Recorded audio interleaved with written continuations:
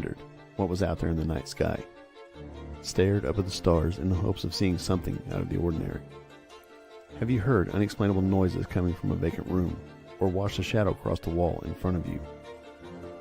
Have you asked yourself if there is life after this one, or if you had life before? What about strange creatures that are mythical and elusive? Have you experienced deja vu or felt a prompting to leave because you felt you were in danger? If you have, you were on the fringe.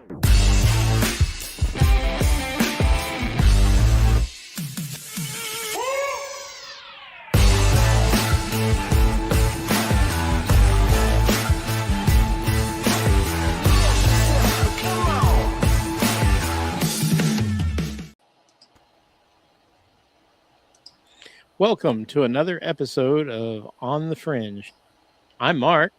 I'm Pam. I'm Jess. Ooh, we said it at the same time. Yay! and I'm Jess. we are going to have a really interesting show today. Apparently. I know. We can't even communicate coherently. It kind of goes with the subject, actually. It does. So tonight we are going to be discussing, and this is not by any means a completely fringy topic, but it has some fringe aspects on the back end of it. We're going to discuss those. We're going to be talking about foreign language syndrome, which is a rare neurological condition where a person temporarily or permanently begins speaking their native accent or their native language with a foreign accent, or in some even rarer cases, switches to a language that they previously learned but rarely used. And as we're going to see here, at least one or two of them, languages that they hadn't learned. It is not a psychological choice or imitation. The speaker genuinely believes they sound normal, often confused with foreign accent syndrome, which is almost exactly the same without the foreign languages. But FLS can involve actual language switching, not just actual language changes. The usual causes, the most common cause is a stroke. Traumatic brain injury follows up with second. Brain tumors or lesions. Neurodegenerative diseases. I can't believe I pronounced that correctly. And congratulations. I know, right? Severe migraines or seizures. And the damage typically affects the speech planning regions of the brain, not intelligence or memory. It's really interesting stuff. And I've if you just do a quick switch on search on YouTube, you're going to find at least half a dozen people who've had a brain injury or stroke and their accents have changed. Or the most recent case of a language change was a young man in Australia who woke up from, I believe, a surgery, or maybe it was an accident. I can't remember which one. I think he got a concussion, maybe. I think he got a concussion. He woke up speaking Mandarin Chinese. The first person he saw was a Chinese nurse, and he spoke with her, and his brain automatically, for hours and hours, he was only speaking Mandarin. And he had studied it briefly, but never mastered it. After the accident, he speaks it fluently, and now he's a digital creator who creates in Mandarin. So weird stuff. And we've said many times that the brain is very powerful, is capable of all sorts of things. And for it to rewire itself to this extent is really pretty amazing, I think. So with that said, let's get started on the discussion. Where do we want to start? Crickets? Crickets. All right. Well, let's talk about some. There was a Norwegian woman in 1941 after a head injury. During World War II, she spoke Norwegian, but with a German accent, causing lots of upset, I'm sure. In 2015, there was a Texas man who awoke from jaw surgery, speaking Spanish exclusively for several hours, despite being a native English speaker. That's one of them that's really interesting, the way that happens. And you'll hear them say that a lot of the stories that I saw and things like that, they felt locked out of their native language. Like they couldn't access it at all. And that's pretty cool, but it never lasts. Their native language always comes back in a few hours or a few weeks tops. Right. On the language stuff, yeah, it always comes back, but a lot of times they retain it. Yeah, they keep that ability to speak it. They just get their native language back. And this is not a shortcut for those of you trying to learn a language. We do not want you to try this at home. That's a disclaimer. That's a bad idea. Is that gentleman the one from Texas that it happens to him every time he has a surgery? I don't know about that one. It might be. Okay, there's a gentleman from Texas. It happened to him like 30 years ago. He had a surgery, and afterwards he spoke complete Spanish for like an hour and then slipped naturally back into English again. And he's had several surgeries since then, and every time he goes under anesthesia and comes back out again, he speaks Spanish for about an hour. Is he younger and married? And I think so. Yeah, I saw, actually, completely unrelated to this show tonight, I saw a TikTok on him like maybe a month ago, if that long ago, where that was happening. That was crazy. And there is a young man in Texas, since we're on Texas right now, I was watching. He was injured in a soccer game, was his third concussion, and when he woke up, remember that Spanish is his like third language because he's from another country, came here, learned to speak English, and had just been in Texas long enough around Spanish speakers that he was picking it up. Spoke exclusively in Spanish for several hours after he woke up. And seems to have retained it from what I could tell. So interesting. So, again, very interesting. Do not try this at home. Then we talked about there was an Australian man in 2010 after a car accident developed a French accent, though he'd never been there. There's lots of them. There's been 100 confirmed cases, and then quite a few more unconfirmed. Yeah. So it's really interesting, and it can be temporary. It can last hours or weeks. It can be permanent. Recovery depends on the severity of the brain injury, speech therapy, and the neuroplasticity of the patient. So the younger you are, the more likely you are to recover from that, because everybody knows neuroplasticity starts slowing down after a certain age. So, as well, I am aware. Yeah. Did you all read about the crazy Russian schizophrenic guy? I don't think I did. No, I didn't. He was the one that I thought was most amazing and the most credible because he was actually in a hospital setting with his usual doctors when it happened. So, they had been there with him for years and knew what he was capable of and what he wasn't. It said a 34-year-old Russian man with schizophrenic disorder was hospitalized for a depressive episode. On day 4, he received 50 milligrams of intramuscular chloraprazamine to manage persistent insomnia. By the next morning, his condition had deteriorated. He was pale, sweaty, nonverbal, and exhibited muscle rigidity, classic signs of neuroleptic malignant syndrome. Then came the extraordinary moment. He suddenly began speaking fluent English. He asked, "Where am I? What hospital is this? Why am I here? What's wrong with me?"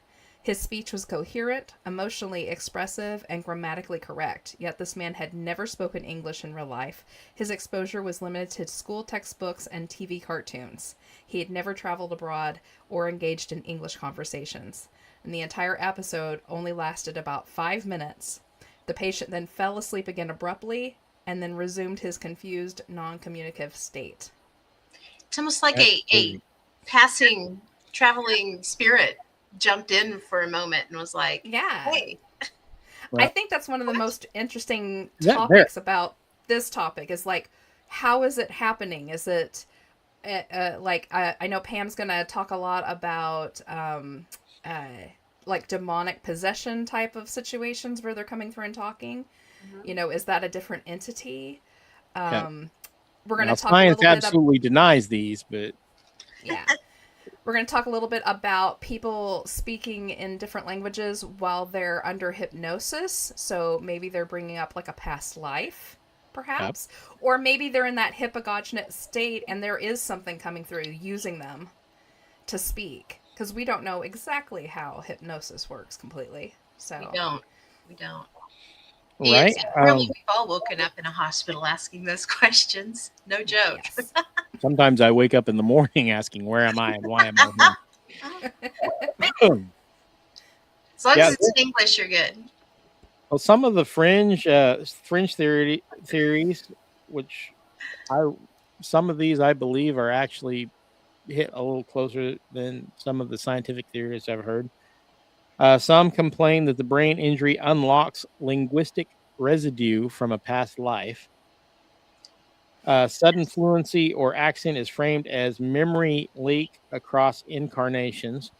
Also interesting, and I want to discuss that possibly with yourself in other universes, maybe. Popular in reincarnation circles, especially when language was never initially learned, or the language or the accent is regionally specific. The genetic memory hypothesis that suggests ancestral languages are encoded in your DNA, and that the trauma bypasses your learned speech to access hereditary templates. That one, I mean, maybe. Could be. Subconscious language resurrection. This one is my favorite. This one, I think, probably is the answer to a lot of these. Claims the brain stores all overheard language, even passive exposure from childhood. Trauma lowers cognitive filters, allowing forgotten linguistic fragments to surface. The theory blurs into neuroscience, but veers fringe when it asserts that total recall of languages never consciously studied and near native pronunciation without practice. Now, this one is still under debate in scientific circles. So this one's the one I lean to for most of this. There's a couple of them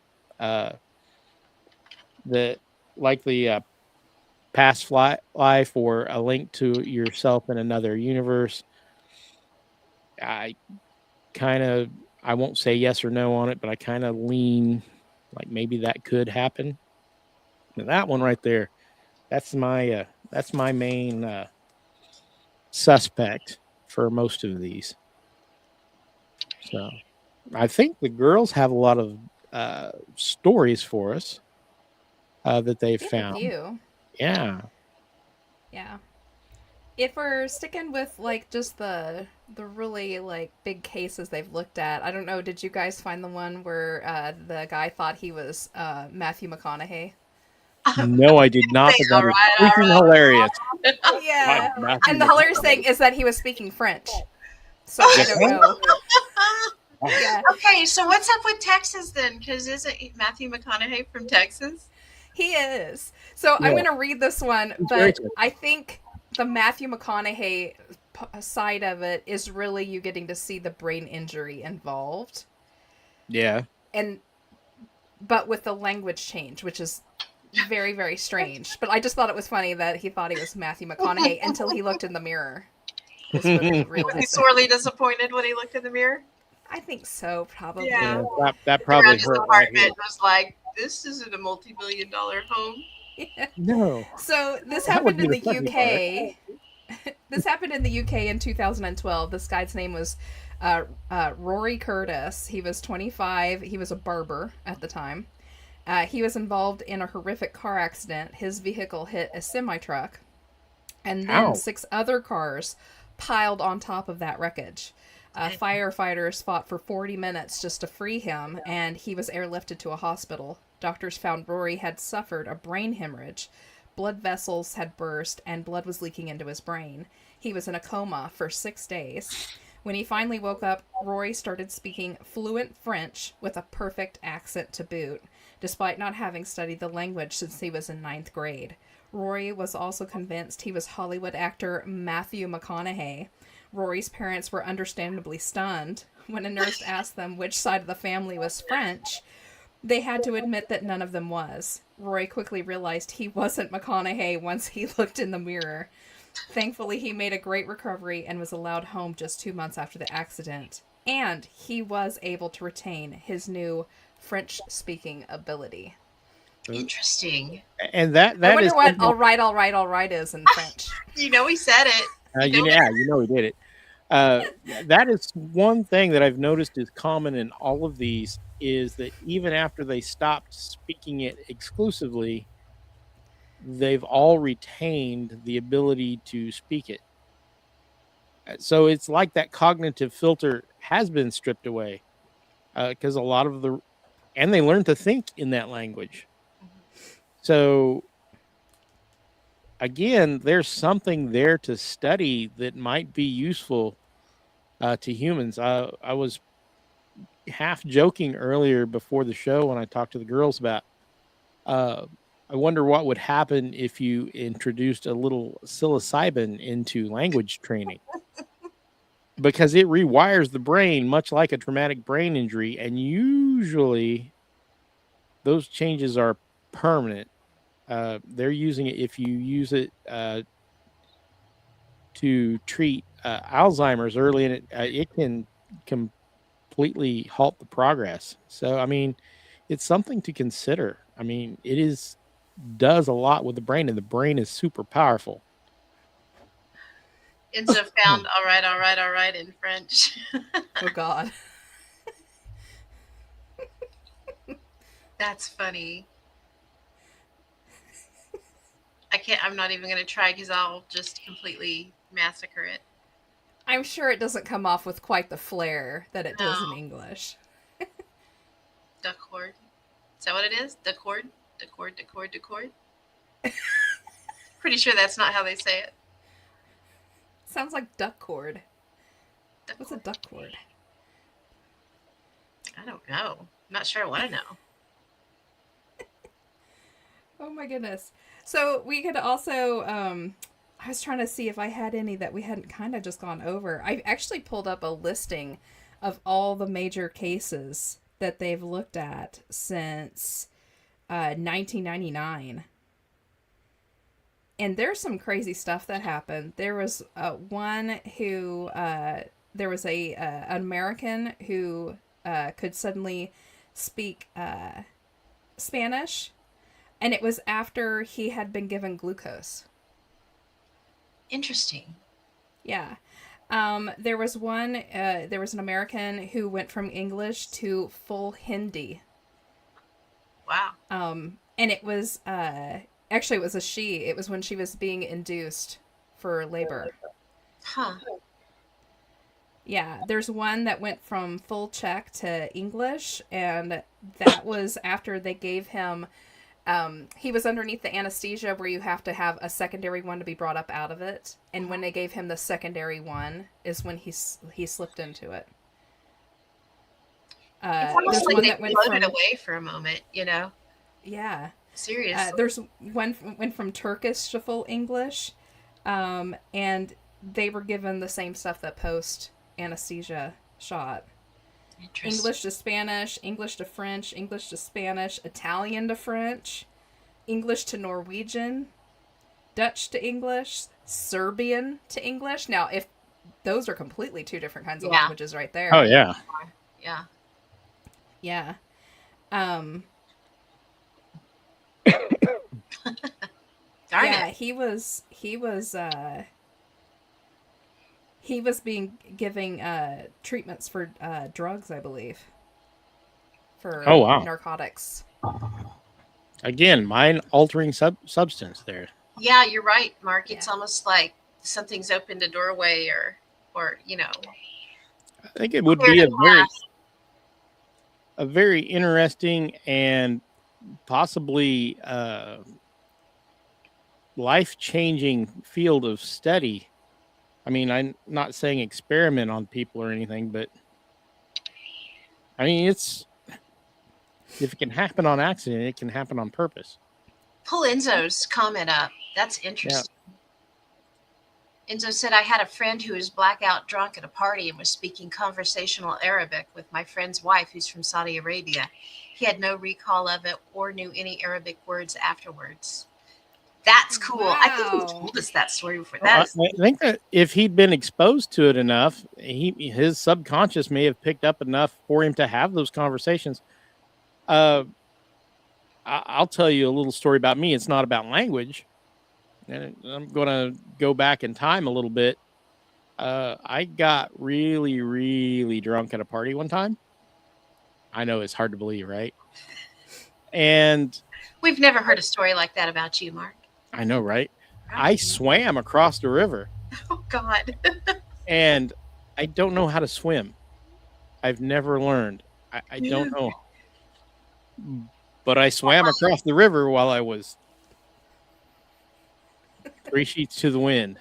Is that like, if you guys watch The Big Bang Theory, is that like when Amy got drunk at her bachelorette party and river danced on the table and taught all the firemen in the bar to river dance? Yeah. They told her she did anyway, so she thought she did. It's like, but I don't know how. And they were like, tell that to the firemen that you taught. It just sounds like me after half a weekend in Paris. My ability to speak French is matched only by my ability to walk in a straight line. Nice. I feel that, Ian. I really do. I feel it right here.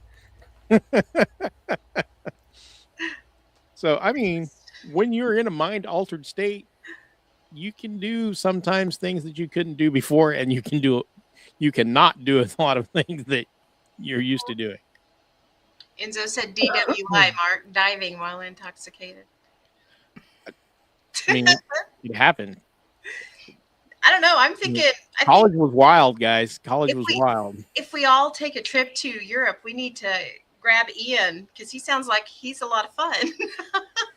I don't know. It sounds like we could get in a lot of trouble. I think we should visit Ian and sponsor him to take us on a tour of all the bars. Maybe, I don't know. That'd be fun. Sorry, we're just signing you up for stuff, Ian. Sorry, we'll bud. do the same if you come over here, though. Yeah. Oh my goodness.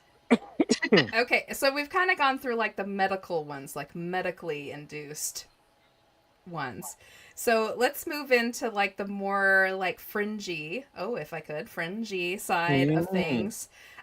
We also have something called xenoglassy, and that's people who speak in other languages while under hypnosis, which is incredibly documented. It happens more often than you think, even up to present times. It's something that hypnotists will report that their clients will start speaking in completely other languages. Half the time they don't know what they're saying because they don't speak that language. I found a few accounts of it that I thought were really interesting. There was an American woman named Dolores J. who suddenly turned into like a German teenager. She was talking, and her backstory, she gave her entire life story up to the time because she believed that she was a teenager, all while completely under hypnosis. And another American woman named Mrs. Jensen thought talked and was a Swedish farmer. Yes, I have that one. I have that story here too. Yeah. Yeah. I mean, if you want to tell it, you can. I don't have the full story because I was literally just pulling excerpts. If you want to tell that one. Yeah, let me find it here. So it was in the 1950s. She was from Philadelphia. She was under hypnosis, and she began speaking as a man named Jensen, a Swedish farmer from the 1600s. Oh, okay. A parapsychologist investigating her was convinced that, number one, she had never learned Swedish, and that this had to be paranormal. That was the two biggies with it.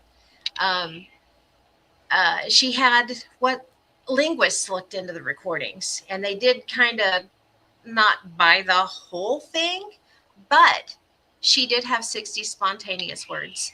Half resembled English or German or Yiddish, and apparently at least one of those, well, obviously she knew English, was a language she already knew.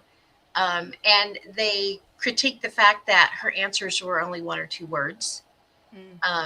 But still, for never having spoken German or Yiddish, and her pronunciation mixed Swedish, Norwegian, and American English. So that'd be kind of interesting. Yeah. Well, that could be a genetic memory hypothesis. It could be. Yes, exactly. You know. Yeah. And the linguist was really rude about it. They were like, not enough Swedish to deceive anyone. But yeah, I don't know, because she was included. So there's a guy, he is Canadian American psychologist. His name is Ian Stevenson. And he actually wrote a book in 1984 called Xenoglossy. And I tried to find a copy of it. I could only find a copy of it in Spanish, which unfortunately I cannot read. So I couldn't read it. No, I almost failed Spanish. I never took it, so I can say a few words. But I actually got farther in Japanese than I ever got in Spanish. Yeah, I know more Dutch than I know Spanish. So I tend to they ripped his whole book apart though, and there's some of the stories that he has that I was able to pull off of like JAMA papers and stuff like that. That there's enough in there that I kind of, I'm still, even though they're like so staunch on their opinion that, this is the case, I still kind of think it's weird. Like the one that we talked about, actual Swedish or Muppet Swedish, Chef Swedish. Damn it in though. That's awesome. That's awesome. Maybe a little bit better than that. There's something interesting. This is just kind of on a tangent with this. A few years back, and to me, a few years was probably 20. So keep that in mind. They were doing a study, and they were comparing words across all the languages and trying to come up with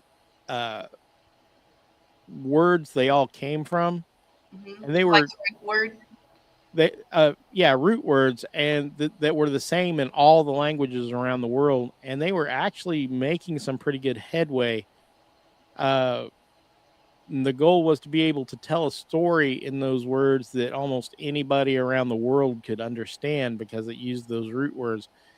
And I don't know how far they got with that, but when we're talking about genetic memory hypothesis, that kind of pops in my head too. If all these languages have a root language that can be isolated by speech pathologists, should it really be as hard for us to learn languages as it is? I think that is a psychological block in our brains, not so much an inability to learn language. I don't know. It's a good question.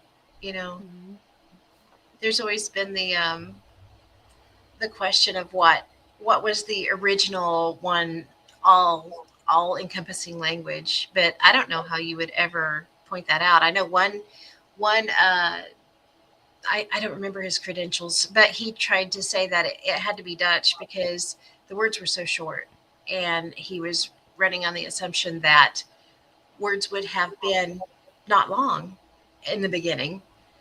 That's Probably. not really, I don't know, but he was also leaning heavily on the written word, which that was not around to begin with. Right. Everything was oral for years and years and years and years and years, thousands and thousands of years. So my guess is that if that we there know was of. like one original language, it's any tiny little bit of it, it's absolutely gone. Because it was all changed over orally, and it's just like, when you play the whisper game. Yeah. Everything evolves over time until it's completely not what it was originally. So I don't think there would ever be a way to figure it out. And it might not even be original because our history only goes back so far. History really started about the time that history started ended for the most of human civilization about 12,000 years ago. So maybe there was written words and we just, they're gone. Yeah. But I mean, we know that language did get around the world because the Ainu people in Japan and the I just went blank. In Europe, the Basque region of Europe have almost identical languages, and they are on almost literally opposite sides of the planet. Yeah. Yeah. Which So- is, there has to be a connection somewhere. There had to be someone that came through and shared a language, Look at when we were doing the Ancient American series, there was a tribe, and I can't remember which tribe it was. It was one up in New York. It's escaping me. But a lot of their words were like, I can't remember what ethnic group it came from. It was like Swedish or something, yeah, or Norse, something like that. That a lot of the words that they used were Norse. I'm just using Norse. Were Norse in origin, And how else would they have known that unless there was a connection there where there was contact made? I think there was, There had to have been, yeah. but because they've already proven that you can cross the Atlantic and Pacific in nothing much bigger than a canoe. Mhm. And we've got examples of seaworthy vessels from the ancient Egyptians that could have made the crossing easily. Well, maybe not easily, but could have made it on a regular basis. Yeah. Well, Um, heck, the South Africans hauled African elephants over into the Americas on Right. boats. Yes, exactly. If you can I mean- haul an elephant, you can get people over. Exactly. And then there's starting to be evidence of, human habitation of the Americas long before they thought it was possible. So, there's that. And so I really think that the genetic memory hypothesis might have something to it. I'm also interested in my own pet theory. We've talked about jumping timelines and stuff. What if Mark in another timeline speaks fluent Russian or something, and something happens to me, and I borrow that from Mark in the other timeline because my brain's all scrambled. Okay, so I'm looking through this. I know we're down a rabbit hole. Something to think- rabbit holes are what's fun about all this stuff. This is coming up. It's actually saying it's the Lenape tribe, which is Delaware. The portion that lived in New York area and surrounding regions developed pidgin language with European words that were Dutch and English that were used for trade and communication with settlers. Contact language known as Pidgin Delaware. That's not the tribe I was thinking of, though. So, I mean, it was more common than even I was thinking it was. That's interesting. Yeah, I mean, that is when you get to start talking language, you're really talking about everything that makes us human, I believe. Mhm. And I don't think the brain itself can handle and stay sane not having language of some sort to. I mean, you just get isolated in your own head, and I You don't have think to your brain express can yourself. stand that. So it is going to do whatever it can to rewire itself so that it can communicate, even if it has to take drastic measures, like Even if it's not the spoken word, it's going to find some way to some way to do it. outside itself. Even Helen Keller, Mhm. I mean, she had zero. She couldn't see, so she couldn't do sign language. Mhm. She couldn't hear. Yep. There was a few months or a year or so before she got the fever that made her deaf and blind, Mhm. and that was the key. When she finally did learn to communicate through sign language, when she was touching people's hands, that's how she learned to communicate. Yep. And the brain does not want to live incommunicado. It wants to communicate with people. It needs Well, we're to. a social. We're a social species. creature. So, Yeah. So. of course, the human mind is powerful. It's going to find a way to communicate. Have you guys watched the telepathy tapes on YouTube? Yes, but I don't think I've I don't remember it quite well. I don't think I've seen it. No. It's pretty fascinating. It deals with a lot of kids that have pretty severe autism, to where they're either non-communicative or they have very little communication skills, and they all talk about once they find a way to communicate with them. A lot of them use a tablet that has specific words that they can learn to use. They talk about meeting on a hill in their minds, and they have this whole rich life where they have relationships and they communicate with all these other people around the world. And it's autistic individuals that So I have heard around of the that. world that meet together. Yeah. And it's really fascinating because, and it talks about, there's a few of them, especially the ones that are very untethered to their body kind of thing, where they're very all over the place, they talk about the fact that they didn't realize they had a body until they were able to communicate outside of it, and learned how to ground themselves. Basically, that's not the word they use, but kind of learned how to almost like hold on to the balloon, like the body's the balloon, and you find the rope to hold on to it so you can kind of be within yourself to learn how to communicate outside of yourself. And it's pretty fascinating. There's some really interesting theories on both sides of that. There's a lot of people that think it's a bunch of hooey. They think that the parents are making up what they wish their kids were saying. Right. But there is a lot of really intriguing information coming through that. So I don't know. Y'all watch it and make up your own minds. But yeah, it's called Telepathy Tapes, and it's on YouTube. I don't know how many episodes are out. There's quite a few though, I'll but have to each check it episode out. is on a different child. So yeah, it's pretty neat. But it's interesting, and there's all kinds of yeah, I've heard simulation theory, reality glitch for that, Mm-hmm. spirit channeling, the possession and whatnot. Yeah, like mediums Yeah. speaking in other languages and dialects. Right. And So, people that speak in their sleep at night, in a different language. That's interesting too. that's interesting, and like I said, I think most of that is probably the subconscious language resurrection, where you've been exposed to it enough that when your brain has an emergency, it says, "Oh, I still have that. We'll use that." But then there's some, like the ones where they were supposedly never exposed to the language. How did they pick any of that up? Yeah. Yeah. That's what makes you go, Like how did that exactly work? the Rosemary case. Did you guys read about the Rosemary case? It's like the one when it comes to past life. I they did had- not find that one, I guess. Yeah, her name was Ivy Carter Beaumont. She was from Blackpool, England, and she started like channeling.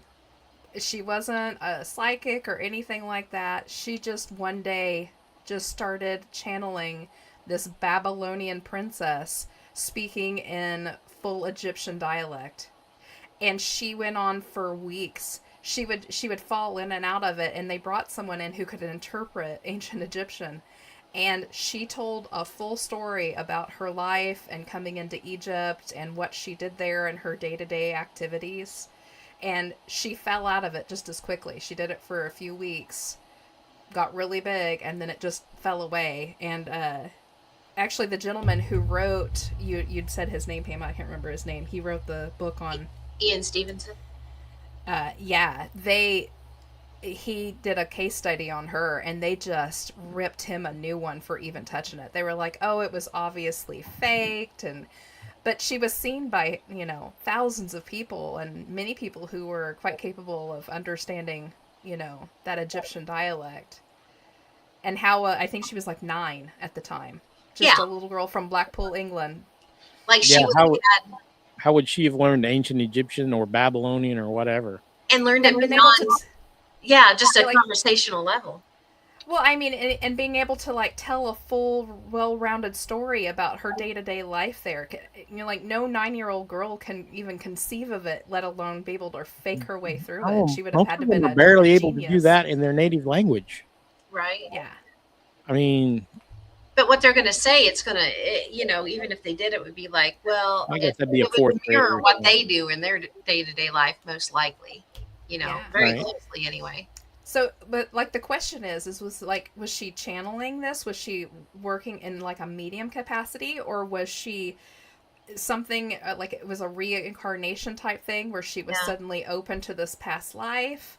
Was it where she was this like a parallel line thing, and she was almost like Mandeling herself, maybe in this other line she was this, you know? Yeah, How does that? that's interesting.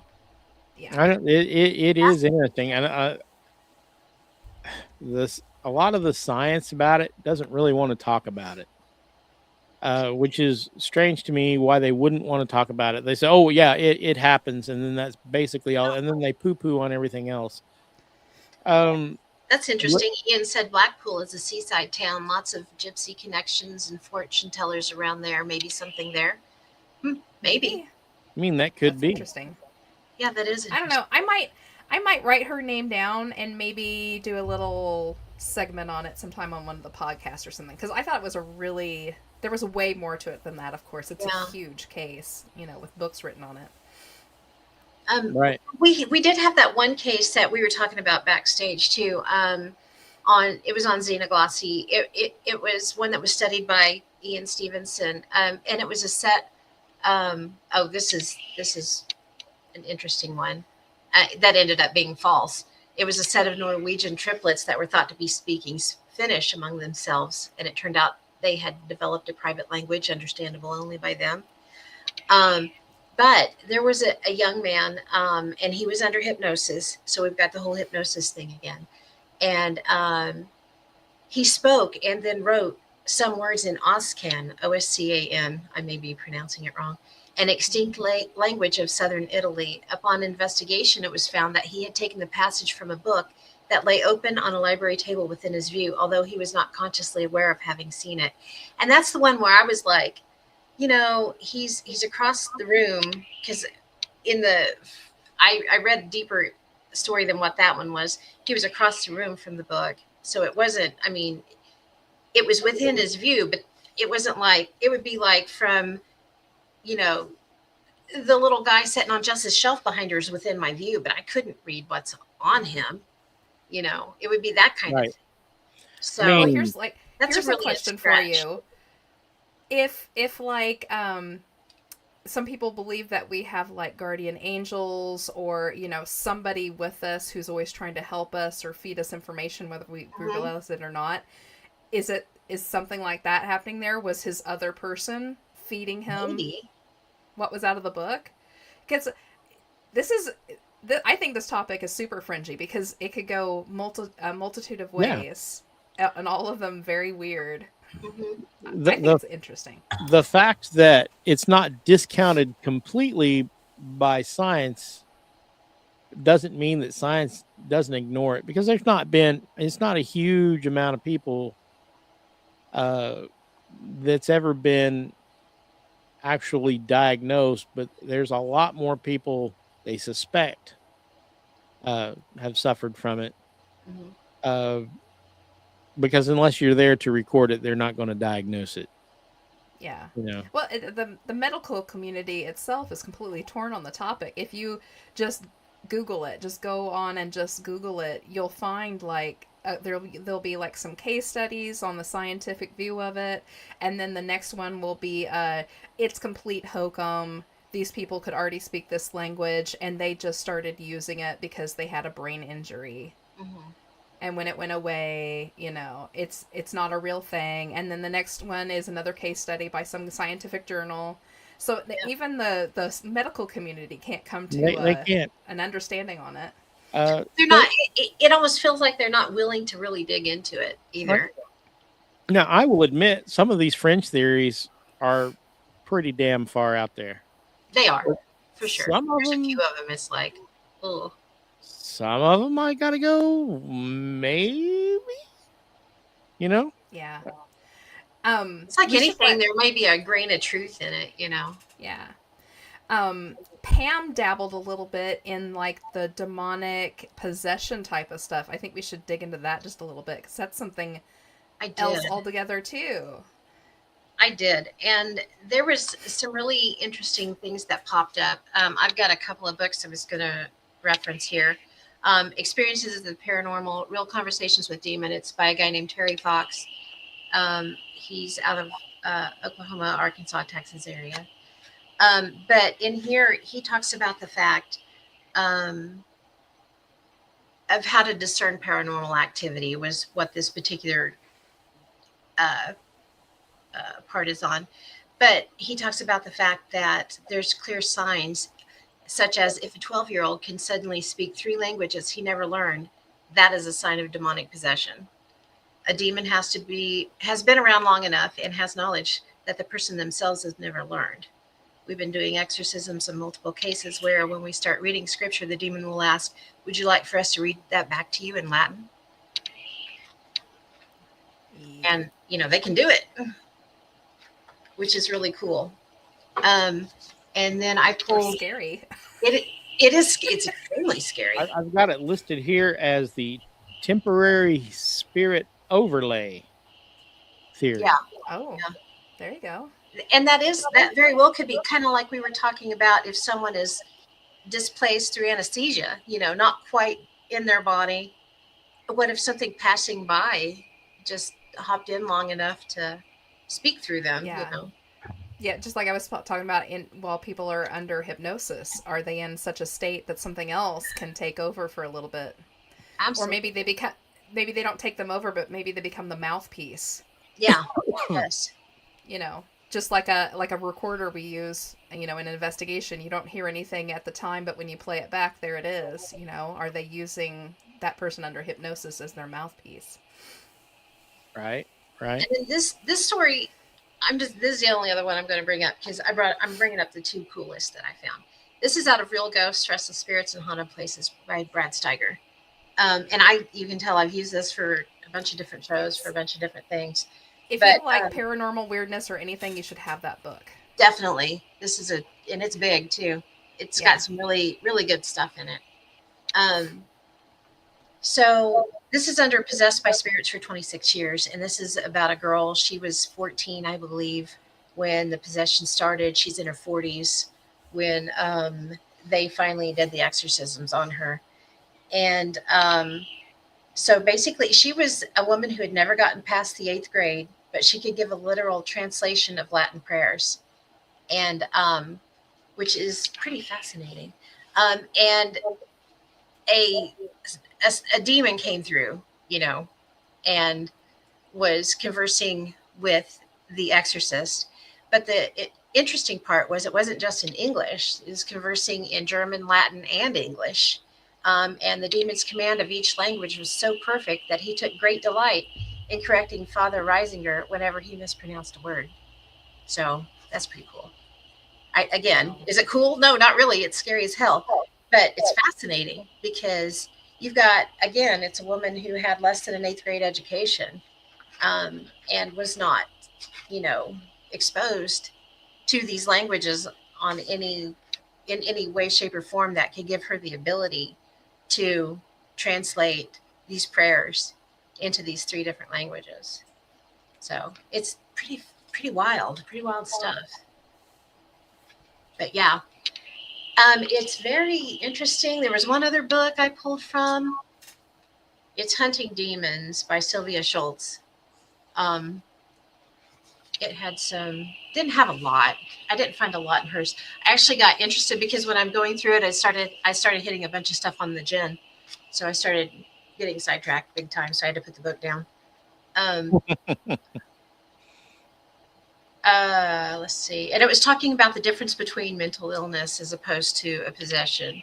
And that was the one thing that I outlined in here was neither clairvoyance is not usually a sign of mental illness. Neither is guttural, demonic, growling speech or speaking in a language that the possessed person doesn't know.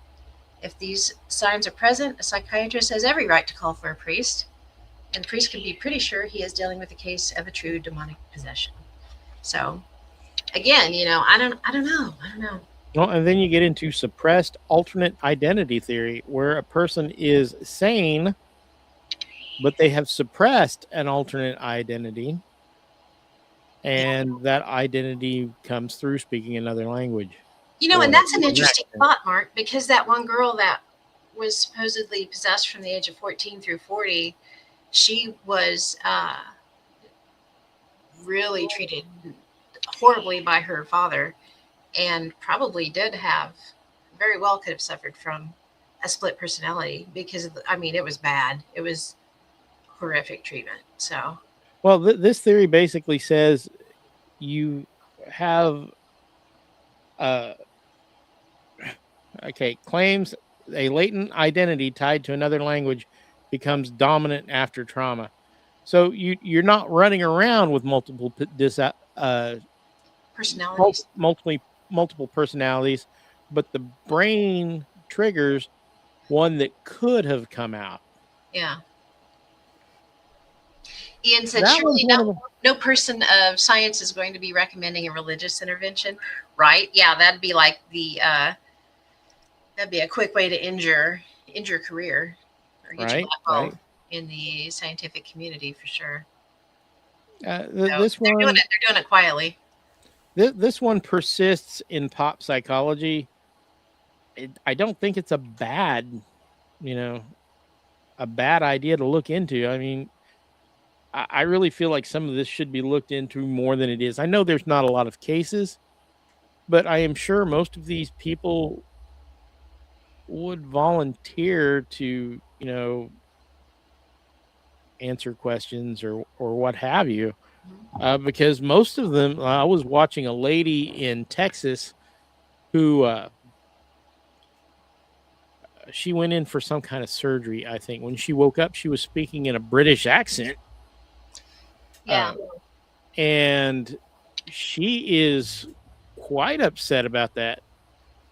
And she's going to speech pathology and stuff, trying to unlearn the language that she woke up with, or the accent. I think does she have like a Cockney accent almost? It sounds like a London accent. Because I say that because I had seen, I cannot remember what show it would have been on, but it was quite a few years ago, and it was a lady like that, and she was horribly upset. She didn't want to talk to anybody out loud if she didn't have to.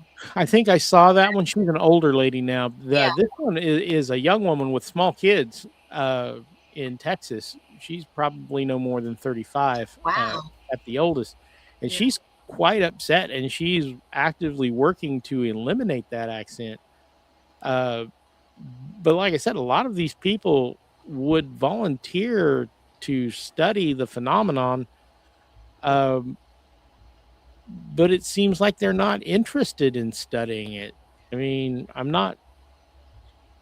know it's not a big problem, but it's fascinating enough. I think it merits study. I think it has that stink on it. You know what I mean? They don't want to damage their career or their funding. Damage their career, exactly, or their funding, which is usually bigger. Yeah. Yeah, I think that's probably a lot, and it's too bad that there's that taboo feeling to some of this stuff, because just think what could be studied if that wasn't the case, and what could be dug into on an academic level. It would be very interesting if they had MRIs of somebody's brain before they suffered from this, or in between bouts of it. Because like I said, that one guy gets it every time he goes under anesthesia. They have done that on a few, and there's no change. And they said it's because it's not a physical change. It's more of and I can't remember the word that they used. More of a software issue than a hardware issue? Yeah, perfect. Yes, absolutely. Yeah, so it's not showing up on MRIs or CTs or anything. Well, that's interesting. But like I said, I'm sure a lot of these people would be more than willing to assist in a study. And it's just a shame that nobody really wants to. Yeah, because I mean it's not that common, so it would be really cool for them to get these people together that have had this situation. And what was the name? I can't. Was it Casey? Is he the one? Was he from Edgar Casey? Hawkinsville? Yeah. Edward, that him? yeah, Edgar Casey. I'm trying to remember. I know he didn't ever, because he was called the Sleeping Prophet. He didn't ever speak in a different accent or language. I don't believe, did he? But it seems like he had somebody come through that did, like almost his helper. And I could be wrong. I could be thinking of somebody else. I'm not familiar, so I can't remember. I don't know enough on it to speak on that. Enzo said like the any outie versions of Severance. Exactly.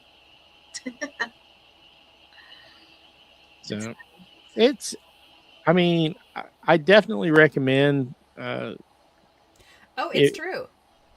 I just went and looked it up. It is? Yeah. Edward Casey, known as the Sleeping Prophet, famously spoke in other languages, German and Italian, during his trance readings, even though he didn't speak them in waking life. Okay. So there you Demonstrating go. a form of xenoglossy. Wow. I'm surprised that didn't show up in any of the research. I pulled that out of my little pea brain. Congratulations. Thank you. There's something rattling around in there. Yay. Wow. I mean, people always argue that there's nothing in mine, so I congratulations. I know we're all impressed with that one, huh? Goodness. So the only other one that I have that I wanted to like touch on just a little bit was the Xenolia. I can't say it correctly. It's a form of xenoglossy. It's what happens to people who pop up with other languages after they have UFO contact. That's interesting. Yeah. That is wild. Yeah, I did find that one. I'd heard of it kind of before, so I dug into it just a little bit more, what little bit I could. It happens more often than what I thought. A lot of the times it's just a gibberish, and they claim that they're speaking the alien language itself, that they were taught it, that they were taken on board and like infused with it, and it will last for a few days and then go away. Whether there's any truth to that, I have no idea. But there are some cases that they have studied, and oddly enough, those people that claim to have come off a UFO after having a full experience speak Hebrew, the old Hebrew. Interesting. Now that is interesting. Yeah. Huh. Which is the basis for a lot of our alphabet. Evolved from those languages. So, when I was talking about the one language, Hebrew was another one that got brought up as a potential suspect for that one language.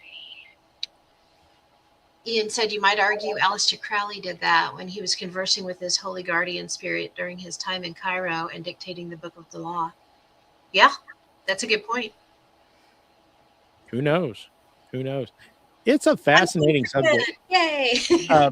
Definitely worth your time if you're listening to this podcast or watching us live. Definitely worth digging into and checking out for yourself. Especially some of these more recent cases where there's video. The young man in Australia who is now speaking fluent Mandarin is pretty amazing, I think. I think it's impressive. Anybody that can do it. I can barely speak English most days. I am having a lot of trouble with English tonight. So words are hard. Words are hard. Oh. Do you have it? You got to show it. I say that so often. And for our Christmas party, one of our members gave me Words Are Hard. It's a game. I didn't even know it existed. I'm going to have to crack it open and try it because totally do. I actually need that on a shirt because everybody at work knows that if something comes out of my mouth that does not make sense, they need to question it because word salad comes out sometimes. Word salad for sure. Yep. You know, you were talking about, Mark, people coming back after alien abductions and speaking a language that basically nobody can understand. That's interesting, and it had me thinking about the fact that some people that speak a different language when they're asleep, doctors have been questioned, hey, can you tell us what language this is? You know, my husband, my wife, whoever speaks this at night, and we don't know what language it is. And they'll come back and say, well, it's just gibberish. However, it sounds like language. It's not just a whole bunch. It's not word salad. It's just it sounds very, what's the word I'm trying to think of? It's got syntax. It's got, structure to it. Structure. Yes. Yeah. So that kind of makes me think of that because, we've talked a whole lot about abductions. Is it where the body stays here and it's the mind that's abducted and brought back? So Who knows? I mean, the whole UFOs to the center of your mind. or maybe their alien brain scan that comes in from the opposite end does something to your brain. Possibly. I guess that's what they're looking for when they. Ian said merge opportunity. That's so true. We definitely need merge. Merge are hard. Words are hard. I mean, words are hard. We've descended. We have descended into gibberish. It's true. Oh, hi, Julie. I apologize to people who we're struggling with words anyway. Who choose to listen to us, specifically my own butchering of every language that I attempt, including English. Speaking of butcher, thank you so much. Thank you latest, so much for sticking with us through all the madness. The latest Jim Butcher books, Dresden File books, getting ready to drop. Uh-oh. I know. So Pam's excited. happy. Pam's happy. 12 months is almost out. Well, and what really gets me is there was a bunch of people that went into like Barnes and Noble and Books A Million and was like, hey, do you happen to have that in the back? They've been selling them early. Uh-oh. I'm mad. Ew. That's not early bird and all that. You're not supposed to do that. We had to, I think Jennifer said she had to sign something with Baker Taylor that we wouldn't release anything early. Well, you know how people are. Yeah. Rules don't matter. Duty heads. Tell him, Pam. Well, I mean, in general, you can say that humans are just as bad as they are good. Yeah, true. And usually it's somewhere in between on the lower end of the scale. True. Well, I don't have a whole lot more on this. Unless you guys do. No, I mean, I think we covered all of our bases. The next step would to literally take deep dives into each one of these little side topics, and we don't have the time for that. But I think they're all really interesting. Even just the basic scientific case studies. There's something more to it, and it's like you guys were saying, I really wish that the science community would step up. Yeah, because I don't want to have to guess. I would like to know with some certainty what's going on. Like I said, one of my favorite fringe theory is actually still being debated. So maybe that's what's happening. Maybe it's not. But you'd think, I know it's not a huge problem, but I think it provides an opportunity for science to study how the brain works. And I think that that's probably important enough on its own for it to bear more study. Absolutely. Because what's the percentage of the brain that's actually been mapped? It's not much. I'm not sure. I mean, it's been mapped overall. Yeah. But to know what the intricacies, what the brain will actually do, how much do we know? We'll probably never figure it out because it rewires itself as necessary. Yeah. It's like an electrician that spontaneously rewires your house every 5 minutes. Yeah. And then when you start throwing in something like psilocybins or something, there's a lot of science that says that those mushrooms may have been responsible for the rise of human sentience because we ate anything edible. I mean, Could be. it could be. And we've got a lot more neuroplasticity than a lot of other creatures. Well, most other creatures. There's another merch opportunity is mushroom t-shirts. Or t-shirts that just say words are hard. For sure. I really, we Overclock the really ought to mushroom. get on the ball with that and push that for the Paracon. Words are hard. I just need a caution symbol to wear around my neck. We can do stickers. Stickers Caution, would be word fun. salad. Words are hard. Words are hard. Well, yeah, we can make stickers. Mm-hmm. Did you see the new stickers I was working on? Oh yeah, show them. Look up in the corner if you're watching this. Words are hard. Mushrooms forever. Woohoo! Yeah. So, oh yeah, that looks really good. I think let me pull up a share an image file and see if I can find that. Chris said, but you can say psilocybin just fine. Yeah. Right? There you go. That's going to be the new sticker. I like it a lot. That looks great. Yeah. And if those of you who are watching, if you scan that with your phone, that will take you to my digital business card with links to all of our socials and website and everything. And be on the lookout. There will be an update upcoming to our website. We're going to revamp that as soon as we get time to sit down together. Looks fabulous. Took me right to it. Get it done. Right?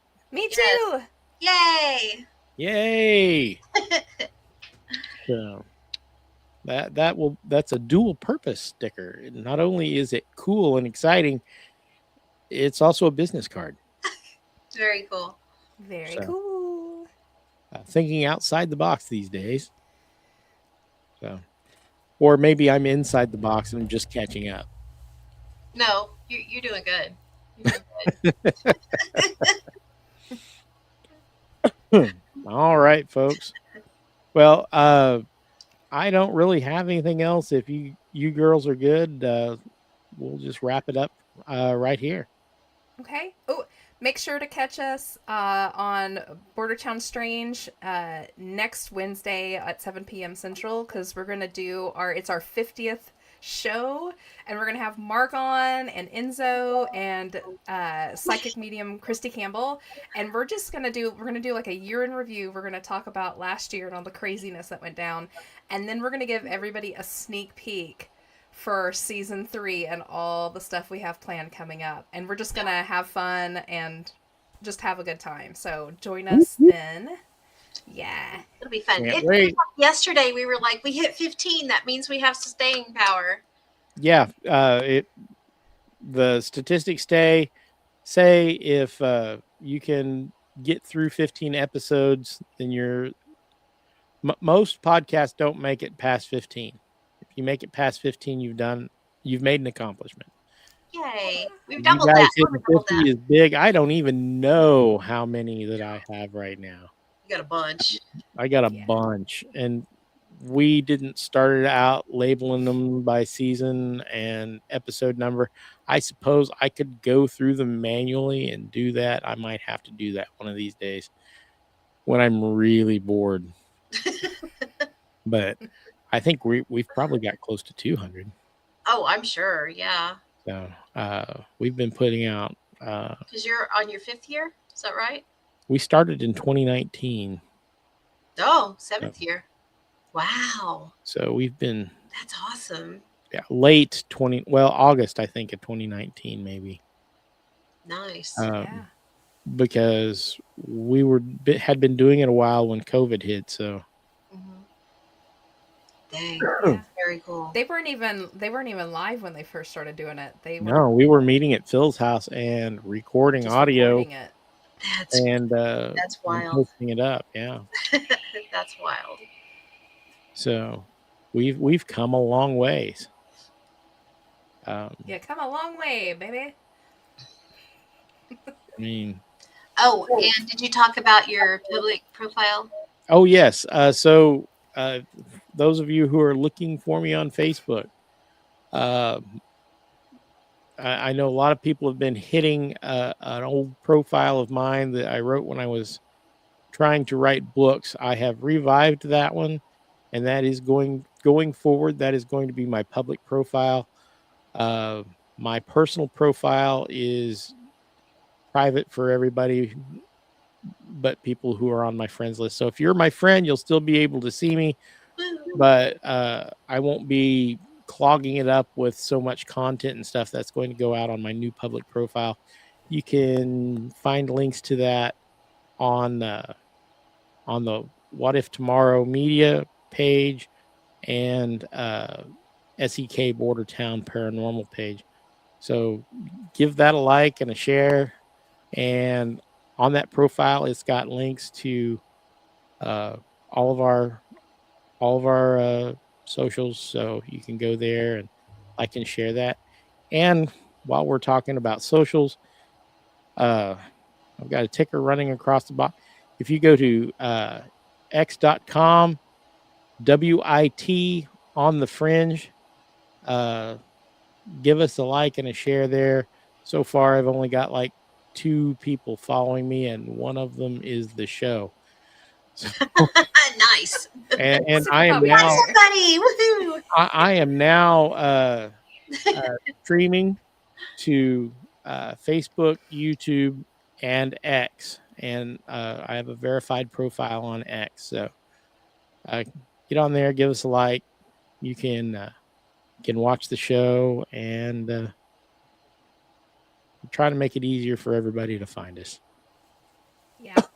Excuse me. And I can't say anything for Pam, but I've already turned my page to private, and I'm getting ready to start a all new page for just my public, for podcasting, paranormal, and all of that. So if you are a friend of mine on my regular Facebook page, I will let you guys know when it happens, and then you can also friend me on the newer page, and that's where all of this kind of stuff will fall on.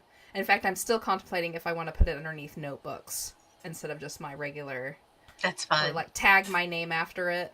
Yeah. So we're having to do this. We've run into issues here recently through the Paracon and some other stuff. People were doxing our pages and using them for nefarious means. So we're gonna fix that a little bit, I think. Mine's been shut down for a while, but yeah, I need to get a public profile page. A public profile, yeah. Yep. Yeah. It's on the list. All right, we're growing and we're learning, and we are. hope that you all are too while you listen to the show. So We're big enough to have haters now, so woohoo for us, I guess. Yay! Yay! Oh, Enzo says he follows me. There you go. Yay! I will Yay! All right, folks. Well, I'd like to wish everybody a good evening. Have a good week coming up. For those of you in our area, this weekend is supposed to be incredibly cold. Make sure you've got your hat and your gloves found because you are going to need them. Yeah. So, Yeah. it should be it should Sounds be like I need to interesting work this from weekend. home this week, next week. Yeah. Yeah, I don't think I'll be leaving the house unless I have to. So Friday, unlikely I'll even be walking. I'm going in for a procedure on my knee. It's nothing major, just getting a shot. But he invariably hits the bone with the needle every time. And so the next day until about 2:00 in the afternoon, I really don't like walking around. And I get we've noticed that when I do stay off of it the next day, I have a better result from the shot. So, Oh, good. like I said, don't get old, folks, because your body will remind you of everything that you did that you shouldn't have. My granddaughter, she was here with me today, and she said again, she reiterated, Grammy, you need to slow down because you break. I mean, Grammy breaks. Thanks, honey.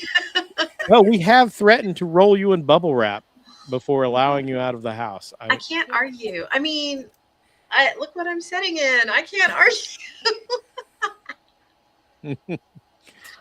We'll just change it. We're going to have to get you a permanent sign that says Ecto 1 for the back of that. Get a I thought about getting hang from the back. Yeah. Yeah, and on the other side it'll say trip hazard. Yeah. Well, we could get a bunch of that yellow striped tape and just go around everything at work and our house, caution. Lord. Yeah. Oh, I deserve it. Pam. I know. Can't say anything about it because it's all true. We love you. Unsafe at any speed. You're a Corvair.